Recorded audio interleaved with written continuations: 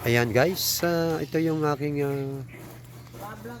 pinagkakahabalanan ngayon. Ayan, ang ginagawa kong parang rest house lang. Ayan, yan yung mga gumagawa.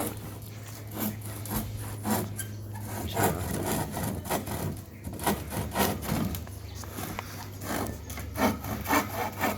Update ko na lang kayo sa susunod kung ano yung magiging develop ko itong ginagawa namin. Maraming salamat sa inyong panonood at walang sawang pagsuporta dito sa Barangay LS, na kung saan kayo ang #1